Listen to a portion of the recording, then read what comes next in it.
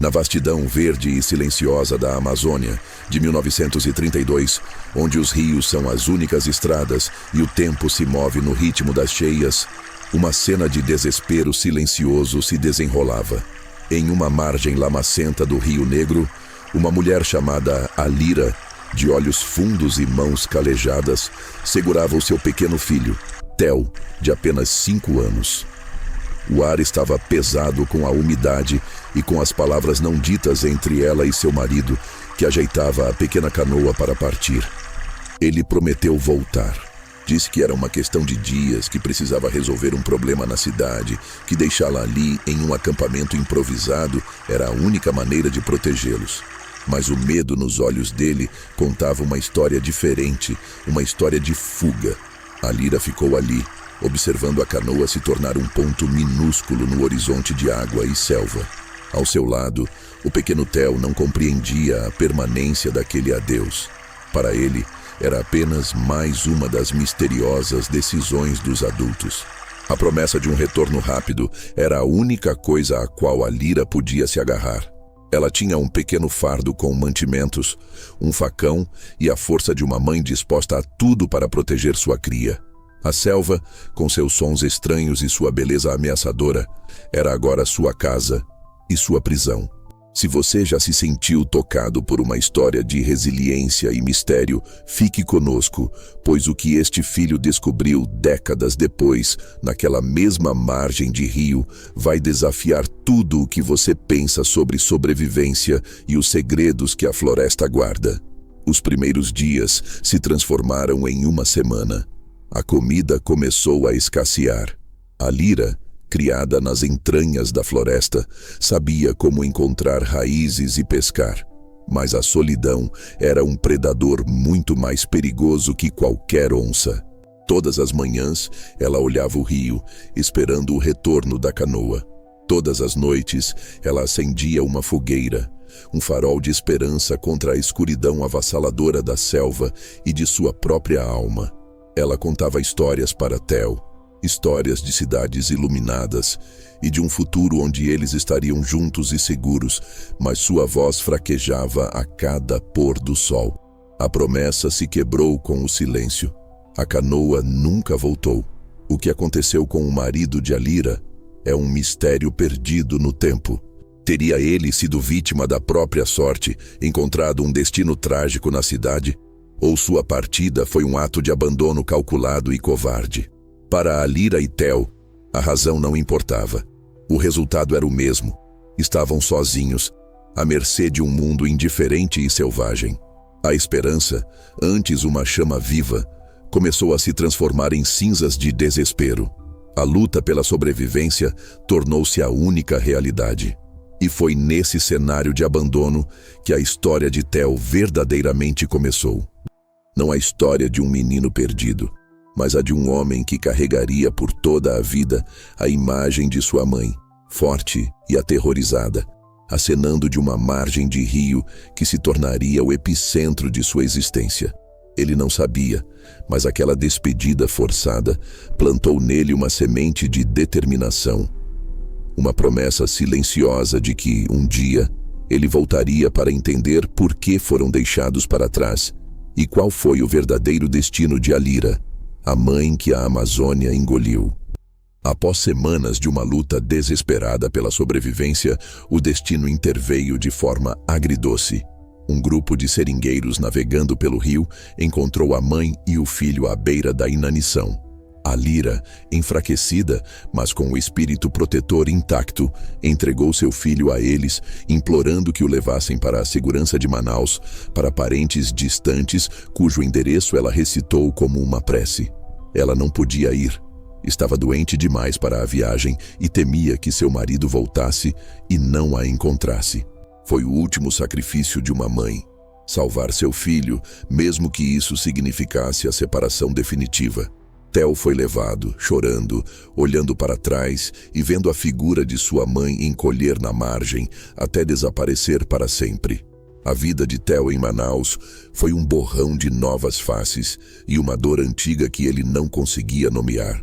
Criado por tios que o trataram com uma mistura de pena e obrigação, Ele cresceu como uma criança quieta, observadora, com os olhos sempre voltados para o porto, como se esperasse que um barco trouxesse a resposta que seu coração de menino tanto buscava. A Amazônia, para os outros, era um lugar de trabalho e lendas.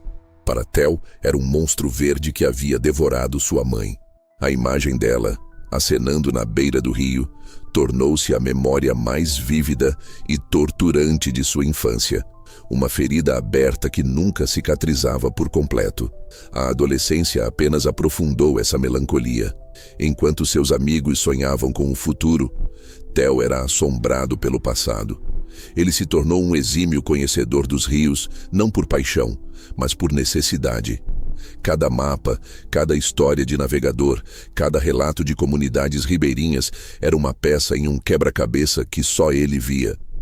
Ele aprendeu os nomes dos afluentes, os perigos das correntezas e os segredos da navegação, não para se tornar um barqueiro, mas para se preparar. Ele estava, inconscientemente, traçando o caminho de volta para o ponto exato onde sua vida se partiu em duas. A ausência de respostas alimentava sua obsessão.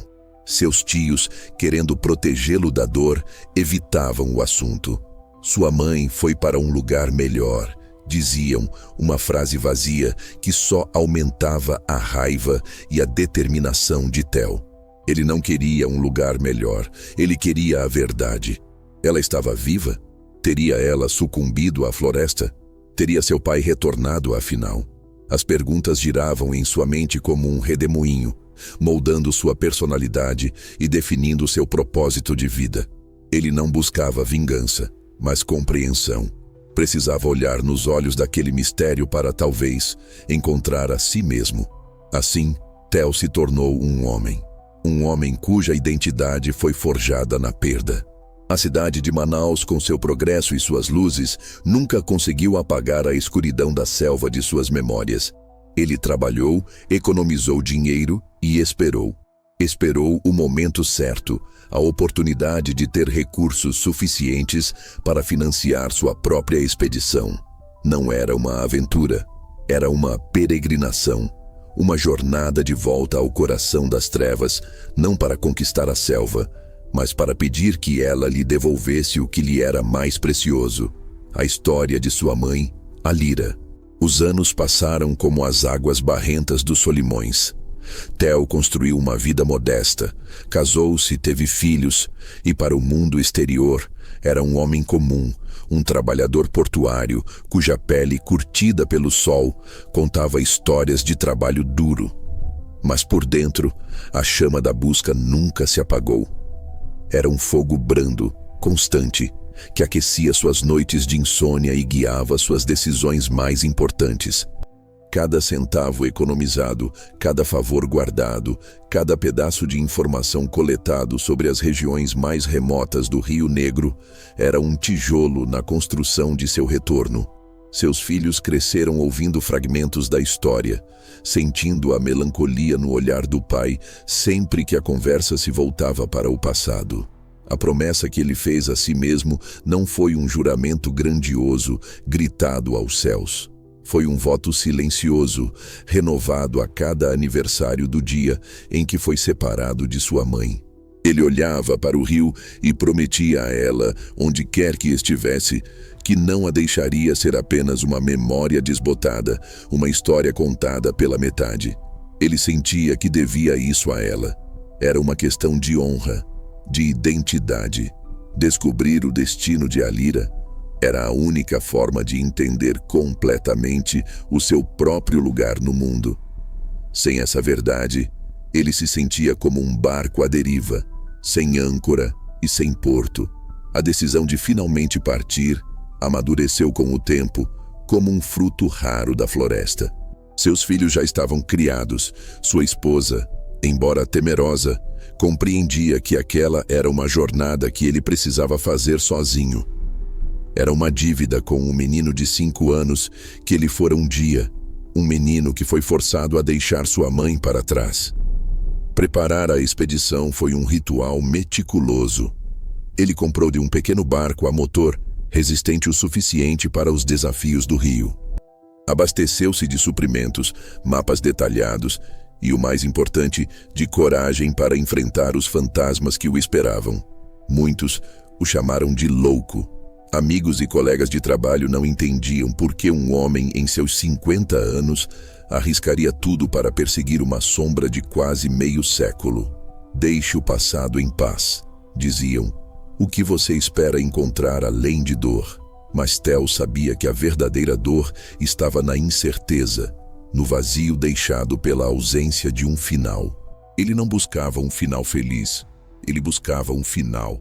Qualquer coisa era melhor do que o abismo do e se. Ele precisava saber se sua mãe havia lutado, se havia sofrido, se havia pensado nele em seus últimos momentos. No dia da partida, o porto de Manaus parecia diferente. Não era mais o lugar da espera, mas o ponto de partida para a resposta. Ao ligar o motor do barco e começar a navegar contra a correnteza, Theo não sentiu medo, mas uma estranha sensação de paz. Ele estava finalmente indo para casa. Não para a casa onde cresceu, mas para o lugar onde sua história realmente começou e onde a de sua mãe, tragicamente, parecia ter terminado. A proa do barco cortava a água escura, e cada metro percorrido era um passo para mais perto da verdade e para mais longe da dor que o definira por toda a vida. A jornada de Theo rio acima era uma imersão em um passado que ele só conhecia por meio de fragmentos de memória e pesadelos. Quanto mais se afastava da civilização, mais a selva se impunha, densa, impenetrável e indiferente. Os sons da cidade foram substituídos por um coro ensurdecedor de insetos e pelo chamado gutural de pássaros e macacos. O rio, antes largo e complacente perto de Manaus, se estreitava em alguns trechos, com correntezas traiçoeiras e troncos submersos que exigiam atenção constante. A Amazônia de sua memória infantil era um borrão de verde e medo. A Amazônia que ele navegava agora era uma entidade viva, poderosa e cheia de segredos. Ele navegava durante o dia, guiado por mapas antigos e pela sua intuição, e ancorava em enseadas seguras ao entardecer. As noites eram as mais difíceis. Sozinho na imensidão da escuridão, com a única luz vindo de seu lampião e das estrelas, os fantasmas do passado vinham visitá-lo. Ele via o rosto de sua mãe, em cada sombra projetada pelas árvores na água, ouvia sua voz no sussurro do vento. O medo era um companheiro constante, mas era superado pela determinação que o impulsionava para a frente. Ele não estava ali como um conquistador, mas como um filho em busca de sua origem. Após semanas de viagem, ele chegou à região que os seringueiros haviam descrito. O lugar era ainda mais remoto e selvagem do que ele imaginava. Pequenas comunidades ribeirinhas, os ribeirinhos, salpicavam as margens, vivendo em palafitas e subsistindo da pesca e de pequenas roças. Para eles, o tempo parecia ter parado. Eram pessoas desconfiadas, de poucas palavras, cujos rostos contavam histórias de uma vida de trabalho duro e isolamento. Theo sabia que precisava de sua ajuda, mas também sabia que a confiança ali era uma moeda rara e difícil de ganhar. Ele começou sua investigação com cautela. Ancorava seu barco perto de uma comunidade e oferecia ajuda, trocava mantimentos por informações. No início, suas perguntas sobre uma mulher e uma criança abandonadas há quase 50 anos eram recebidas com olhares vazios ou negativas evasivas. A memória do povo do Rio é longa, mas também seletiva. Histórias trágicas eram comuns, e muitas eram enterradas pelo tempo para não causar mais dor. Ninguém parecia se lembrar de Alira. A frustração começou a corroer a esperança de Theo. Teria ele vindo tão longe para encontrar apenas o silêncio? Mas Theo era persistente. Ele não perguntava apenas sobre sua mãe, mas sobre a história daquela região, sobre eventos estranhos, sobre pessoas que desapareceram. Ele ouvia as lendas locais, os contos de criaturas da floresta e de espíritos do rio. E foi ao ouvir essas histórias, sentado ao redor de fogueiras, compartilhando seu café e sua comida, que ele começou a perceber um padrão. Havia lugares dos quais as pessoas não falavam, trechos do rio que os pescadores evitavam, ruínas de antigos acampamentos que eram considerados amaldiçoados. E era em direção a esses lugares de silêncio e medo que a sua busca, sem que ele soubesse, estava sendo lentamente guiada. A estratégia de Theo de se integrar aos poucos à rotina das comunidades ribeirinhas começou a render frutos, ainda que amargos. Ele não era mais visto como um completo estranho da cidade, mas como uma figura curiosa, um homem de meia idade em uma busca melancólica. As pessoas começaram a falar com ele, não sobre sua mãe diretamente, mas sobre o passado da região. Contavam sobre o ciclo da borracha, sobre os patrões cruéis, sobre as doenças que dizimaram vilarejos inteiros e sobre a dureza de uma vida ditada pela natureza.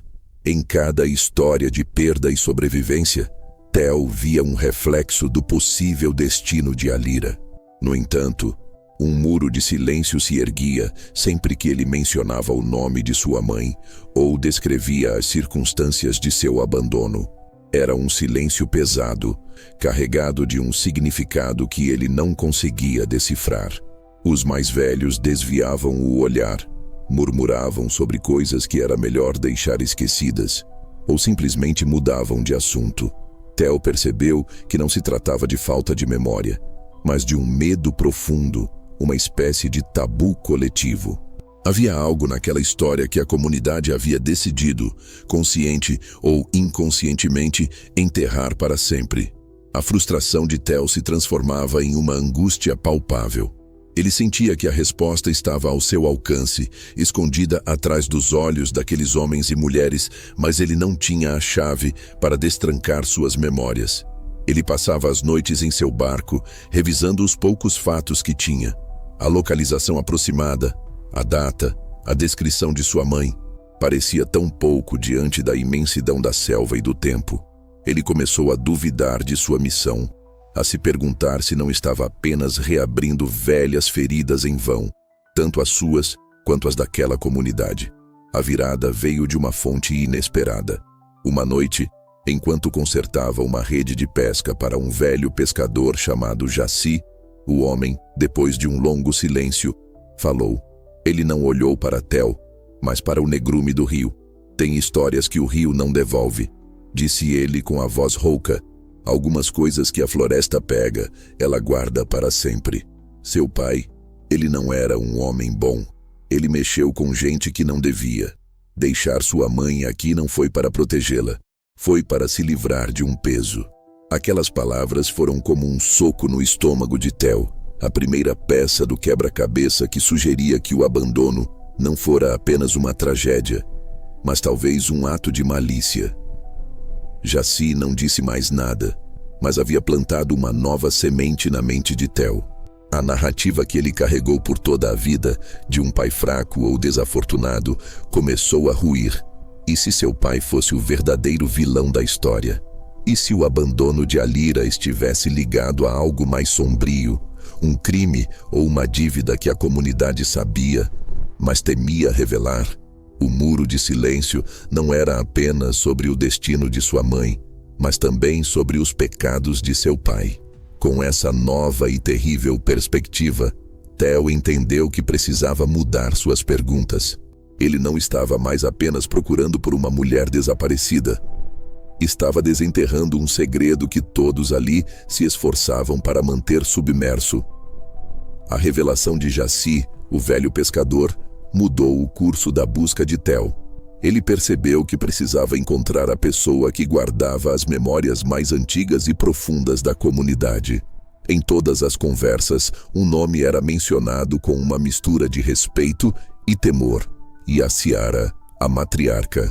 Uma mulher com mais de 90 anos, curandeira e parteira, que vivia em uma palafita mais isolada, rio acima. Diziam que ela tinha os olhos que veem o passado e que nada acontecia naquela parte do rio sem que ela soubesse. Theo sabia que sua única chance de quebrar o muro de silêncio era falar com ela. Chegar até Yaciara não foi fácil. As pessoas o desencorajaram, dizendo que ela não recebia estranhos e que não gostava de remexer em histórias antigas. Mas a determinação de Theo era inabalável. Ele navegou até a palafita isolada, um lugar que parecia flutuar entre a água e o céu, e esperou. Por 2 dias, ele ficou ancorado a uma distância respeitosa, sem tentar se aproximar, apenas mostrando sua presença paciente. Na manhã do 3º dia, uma menina remou em uma pequena canoa até seu barco e disse que Yaciara o receberia. O encontro foi solene. A cabana de Yaciara era escura, preenchida pelo cheiro de ervas secas e fumaça de cachimbo. A velha senhora estava sentada em uma rede pequena e enrugada, mas seus olhos negros eram incrivelmente lúcidos e penetrantes. Theo sentiu como se ela pudesse ver através dele, enxergar o menino de 5 anos que ainda vivia em seu coração. Ele não fez rodeios. Contou sua história, a imagem da mãe na margem, a promessa do pai, a busca de uma vida inteira.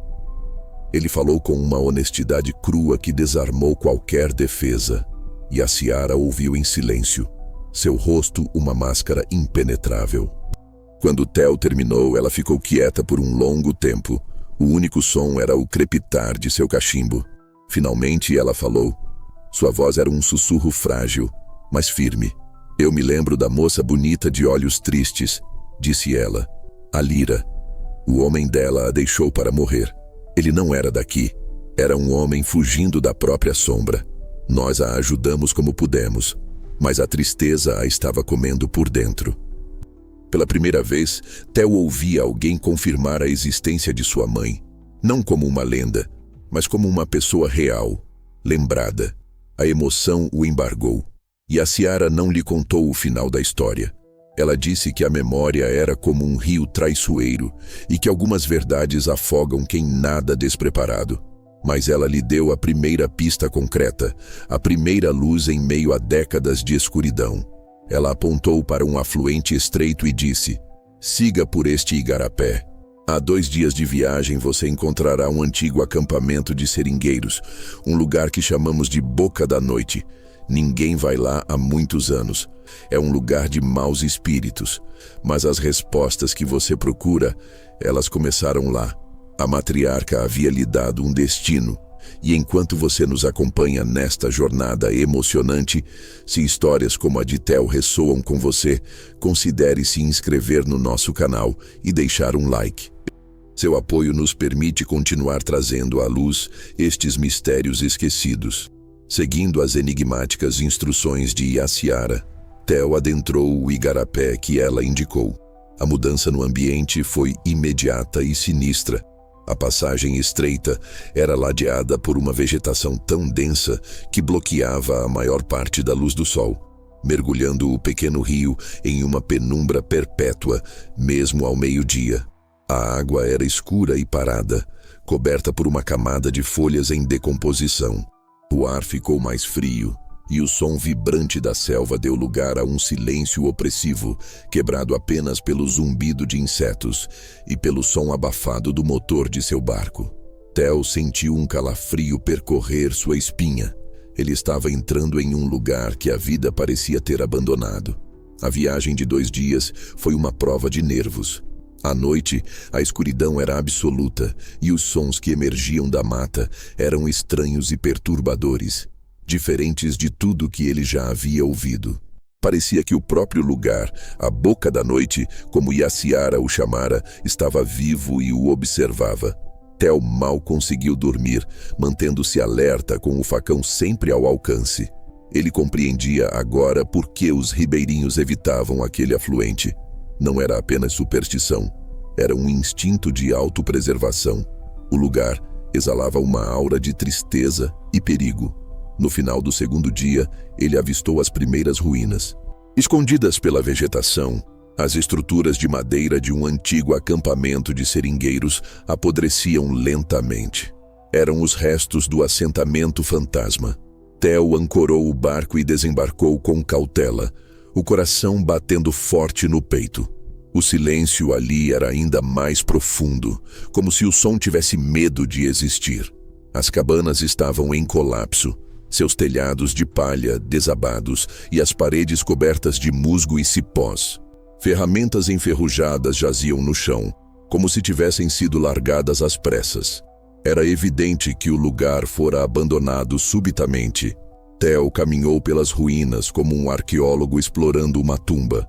Cada objeto contava uma história silenciosa de vidas interrompidas. Ele imaginou sua mãe, Alira, naquele lugar. Teria ela chegado até ali? Teria buscado refúgio entre os seringueiros? As palavras de Yaciara ecoavam em sua mente. As respostas que você procura, elas começaram lá. Ele começou a procurar metodicamente, inspecionando cada cabana em ruínas, afastando a vegetação, procurando por qualquer sinal, qualquer objeto que pudesse ter pertencido a ela.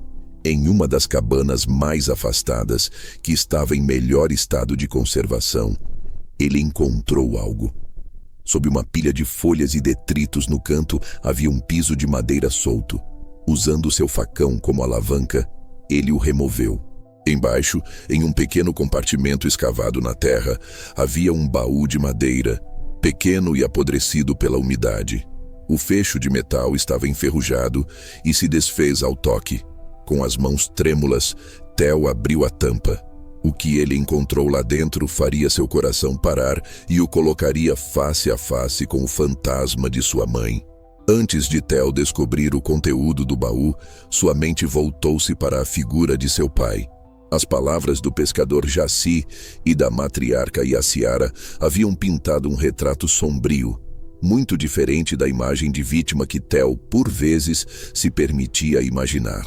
A verdade sobre seu pai era uma peça crucial do quebra-cabeça, a chave para entender por que Alira foi deixada em uma situação tão desesperadora. A investigação de Theo, portanto, precisava se aprofundar não apenas no destino da mãe, mas nos motivos do pai. Ele precisava confrontar a possibilidade de que o homem que lhe deu a vida foi também o arquiteto da maior tragédia de sua família. Com base nas meias palavras dos ribeirinhos, uma teoria começou a se formar. Na década de 1930, o ciclo da borracha vivia seus últimos e mais violentos espasmos. A Amazônia era uma terra sem lei, dominada por coronéis da borracha que controlavam vastos territórios com mão de ferro. Muitos homens desesperados por trabalho acabavam endividados com esses patrões, tornando-se praticamente escravos. É altamente provável que o pai de Theo, cujo nome ninguém parecia querer pronunciar, fosse um desses homens. Talvez ele tenha roubado seu patrão, ou se rebelado, ou simplesmente tentado fugir de uma dívida impagável.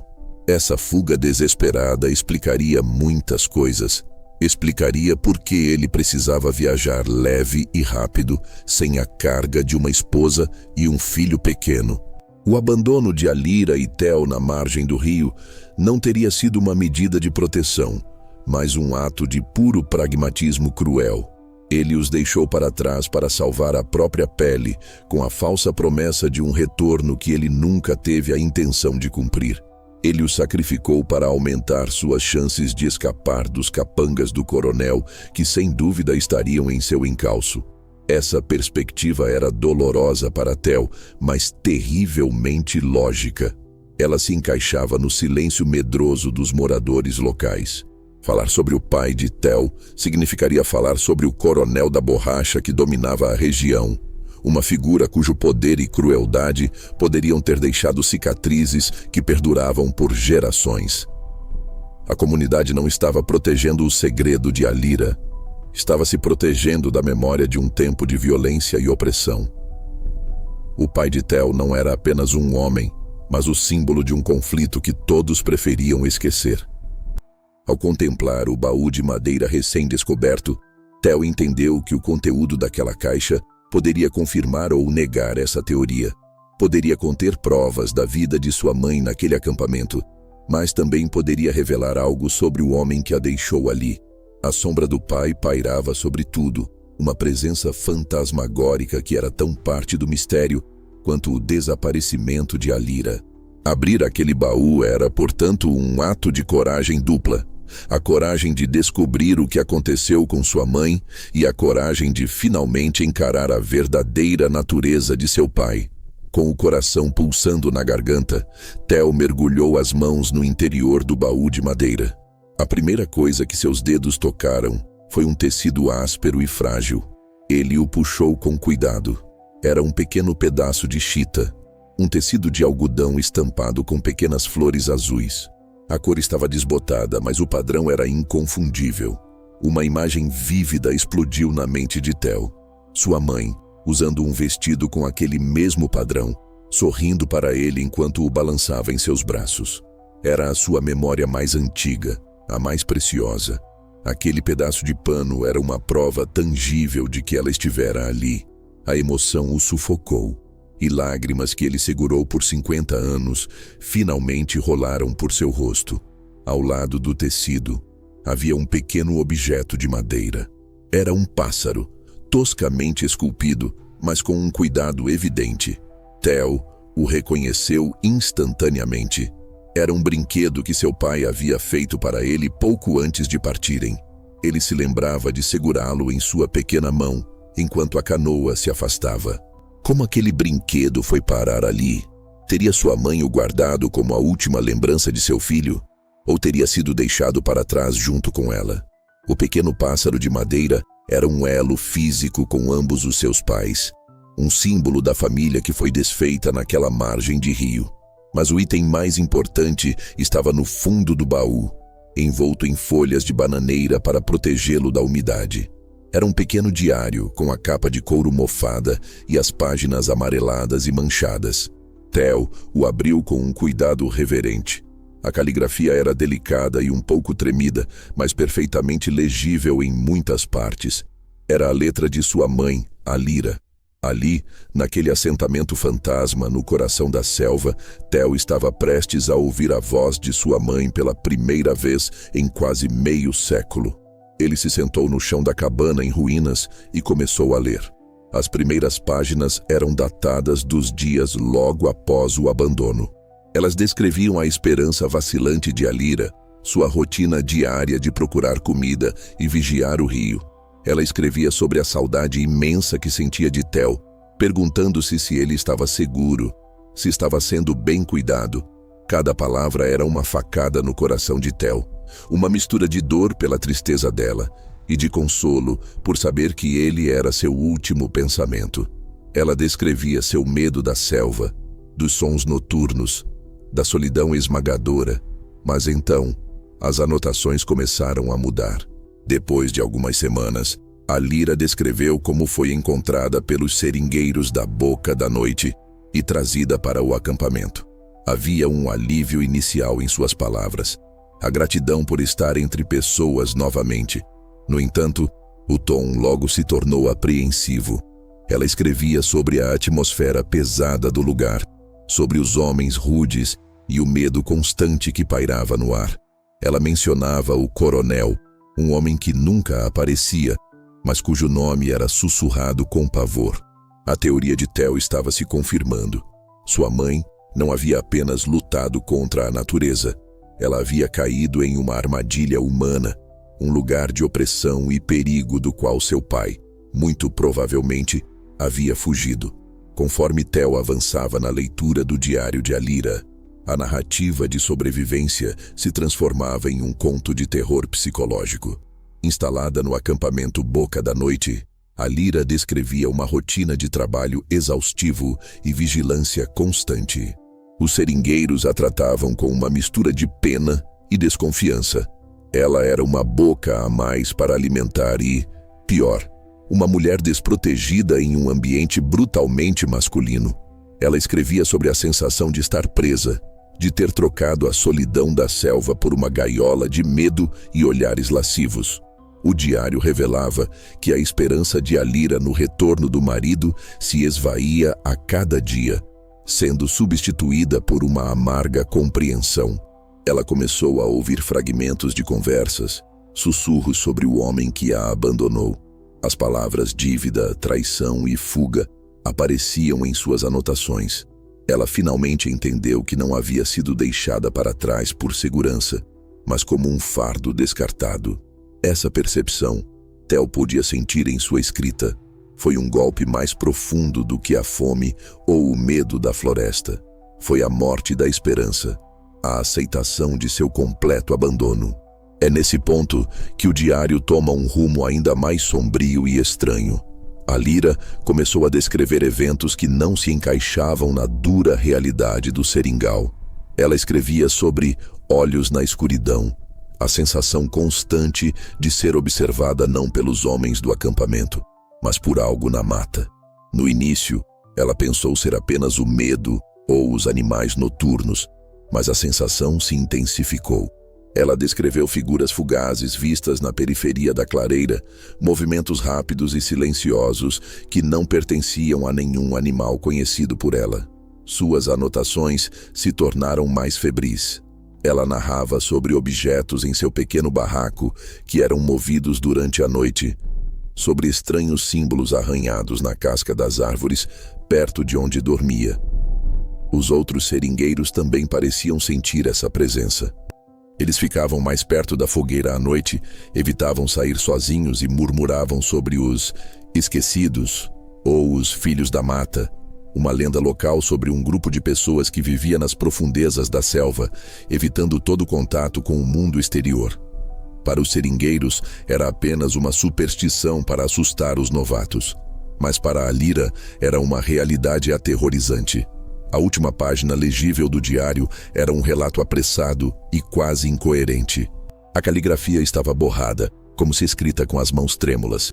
A Lyra escreveu: "Eles não são lenda. Eu os vi. Não são índios. Não são como nós. Eles me observam da escuridão. Eles sabem que estou sozinha. O coronel não é o único perigo aqui. Há algo mais antigo, mais faminto na floresta. Hoje à noite a lua não apareceu. O silêncio é total. Eles estão perto. Sinto o cheiro de fumaça e terra molhada. Eles estão vindo por..." A frase terminava abruptamente. A página seguinte havia sido arrancada. Theo olhou para a escuridão da cabana, o silêncio do assentamento fantasma de repente se tornando ensurdecedor e ameaçador. O diário terminou, mas a história, Theo sabia, não. As últimas palavras de sua mãe o deixaram com mais perguntas do que respostas e com um medo que ele não sentia desde a infância. Quem eram os esquecidos? Seriam eles uma tribo indígena não contatada? Ou algo completamente diferente? A menção a eles não parecia uma simples lenda, mas a descrição de uma ameaça real e iminente.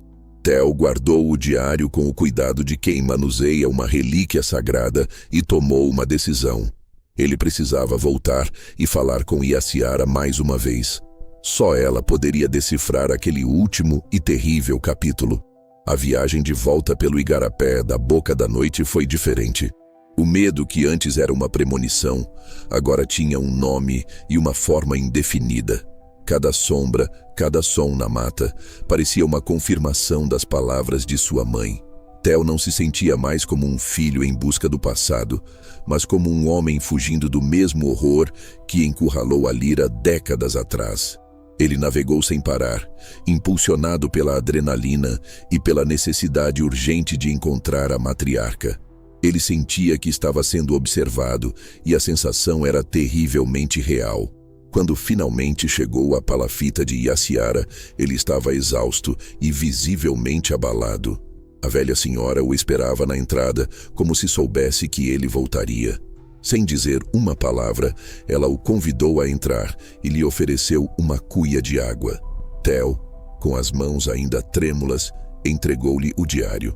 Yaciara não sabia ler, mas ela passou os dedos enrugados sobre a caligrafia de Lyra, como se pudesse absorver a história através do toque. Theo então leu para ela em voz alta as últimas e aterrorizantes anotações de sua mãe. Quando ele terminou, o silêncio na cabana era profundo. Yaciara fechou os olhos e por um momento Theo temeu que ela não fosse dizer nada. Mas então ela começou a falar. Sua voz baixa e carregada, com o peso de uma sabedoria ancestral. Os esquecidos não são uma lenda. Ela confirmou, sua voz um sussurro. Eles são reais. São os filhos dos filhos daqueles que a floresta acolheu e que o mundo esqueceu. Escravos fugitivos, soldados perdidos das guerras da borracha, homens e mulheres que renegaram seu mundo e foram renegados por ele. Eles se tornaram parte da selva. E a selva é ciumenta, Ela não gosta de estranhos. E a Ciara explicou que os esquecidos viviam em um isolamento feroz, desenvolvendo seus próprios costumes e uma profunda desconfiança de qualquer um que invadisse seus territórios. O assentamento Boca da Noite foi construído em uma área que eles consideravam sagrada. Os seringueiros, com seu barulho e sua ganância, eram uma afronta, mas eles eram muitos e estavam armados. A Lyra, no entanto, era diferente. Ela estava sozinha, vulnerável, uma anomalia que eles não podiam ignorar. A curiosidade deles, e a Ciara explicou, transformou-se em obsessão. Eles a viam não como uma pessoa, mas como um presságio, um espírito do mundo exterior que havia invadido seu santuário.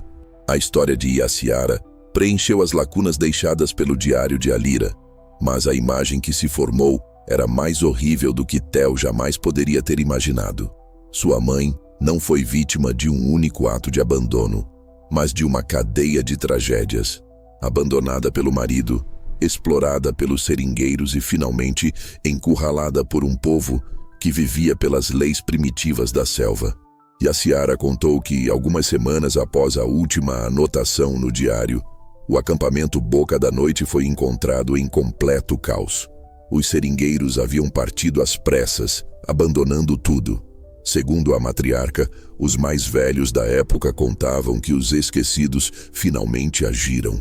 Eles não atacaram o acampamento diretamente com violência, mas com uma guerra de nervos.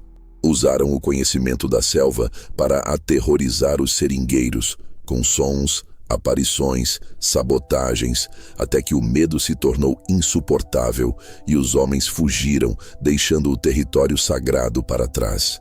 E a Lyra? O que aconteceu com ela? Tel perguntou, a voz embargada, temendo a resposta que ele já sabia que viria. E a Ciara olhou para ele com uma compaixão profunda. Ela não fugiu com eles, disse a velha senhora com suavidade. Quando os seringueiros se foram, ela ficou para trás. Ninguém sabe ao certo o que aconteceu. A história que o rio nos conta é que os filhos da mata a levaram. Não como uma prisioneira, talvez, mas como algo que eles queriam entender. Um troféu, um espírito. Eles a levaram para as profundezas da floresta, para o lugar de onde ninguém volta. Ela se tornou parte da lenda deles, a mulher branca que veio do rio. A verdade era brutal e desprovida de qualquer consolo. Não havia um túmulo para visitar. Não havia um corpo para prantear.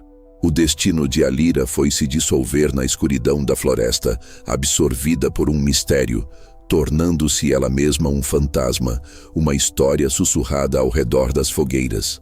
O pai de Tel a sentenciou à morte com seu ato de covardia, e a selva, com suas próprias leis e seus próprios filhos, executou a sentença. Tel finalmente tinha sua resposta. Não era a resposta que ele esperava, mas era a verdade. Uma verdade amarga que não trazia paz, mas trazia um final. Ele passou aquela noite na cabana de Yaciara, em um silêncio compartilhado. Ele não sentia mais raiva, apenas um vazio profundo e uma tristeza imensurável pela vida que foi roubada de sua mãe. Uma mulher forte que lutou até o fim, não contra onças ou serpentes, mas contra a crueldade dos homens e o medo do desconhecido. Ele entendeu que sua busca não era apenas sobre encontrar o que aconteceu com ela, mas sobre resgatar sua história do esquecimento, sobre dar um nome e uma face à lenda. E era isso que ele faria. Com a história completa, Tel sentiu o peso de 50 anos de incerteza finalmente começar a se dissipar, substituído por uma dor clara e definida. Ele agora podia visualizar o caminho trágico de sua mãe. A imagem dela na margem do rio não era mais o fim, mas o começo de um calvário. Ele a via lutando sozinha, havia sendo resgatada e levada para a Boca da Noite, um lugar que prometia segurança, mas entregou apenas mais medo. Ele via sua solidão em meio à multidão de homens rudes, sua esperança se transformando em pó enquanto ela escrevia em seu diário. Ele juntou as peças. O abandono covarde de seu pai, fugindo de dívidas com um poderoso coronel da borracha. A brutalidade do sistema de exploração dos seringais, que via as pessoas como meras ferramentas descartáveis. E por fim, o choque cultural fatal com os esquecidos, um povo isolado e territorialista que via sua mãe como uma invasora de seu mundo sagrado. A Lyra não foi vítima de um único vilão, mas de uma confluência de forças obscuras: a ganância, a covardia e o medo do desconhecido. Ela estava no lugar errado, na hora errada, abandonada por quem deveria protegê-la. A análise crítica dos fatos era desoladora. O diário era a prova central, o testemunho direto do sofrimento de Lyra.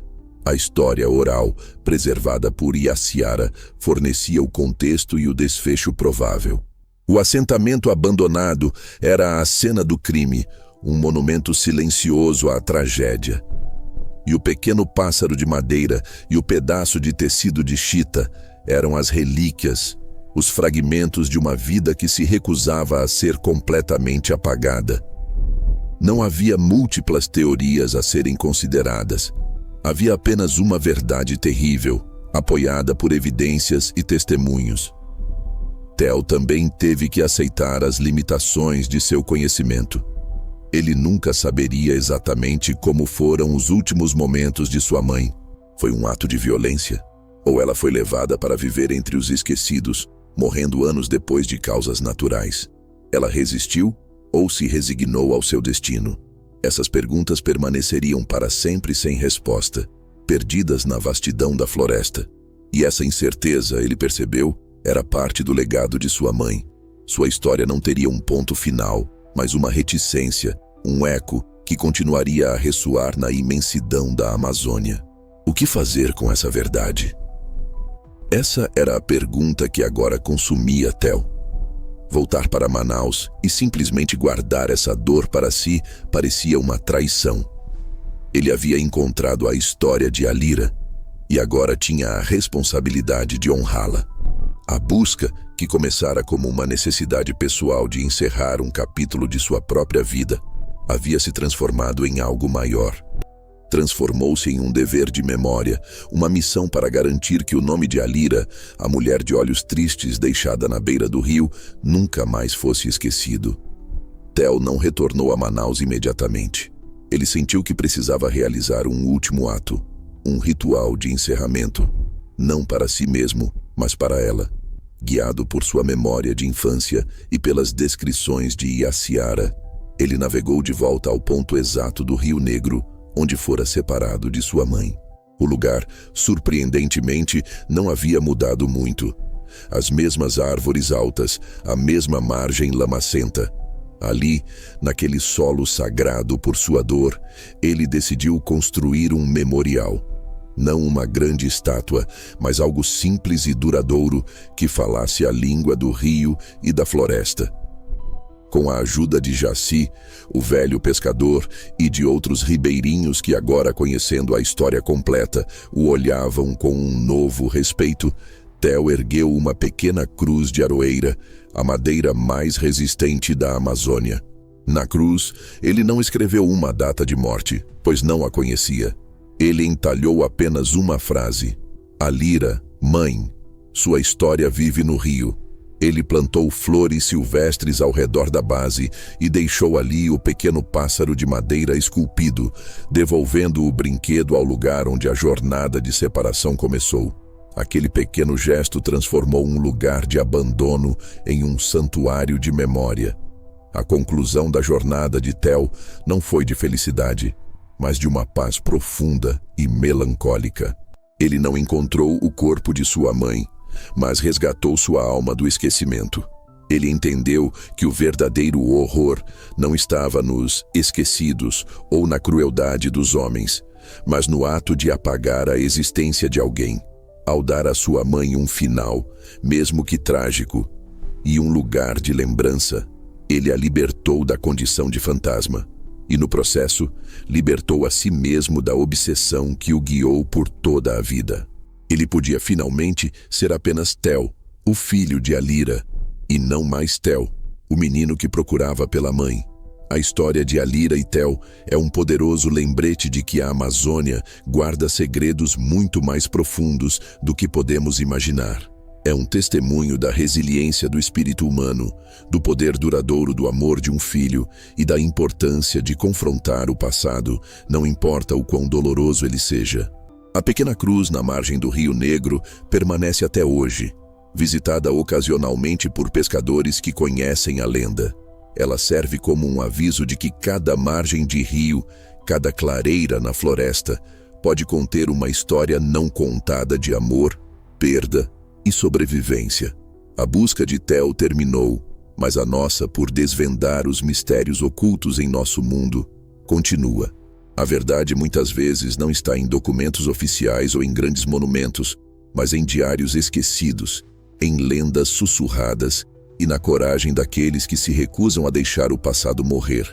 Se você acredita que histórias como a de Alira merecem ser contadas, junte-se a nós em nossa próxima investigação. Inscreva-se e ative as notificações, pois no próximo vídeo exploraremos os segredos das cidades perdidas da Patagônia, onde o silêncio do gelo esconde uma verdade ainda mais arrepiante. A memória é o único rio que corre para sempre.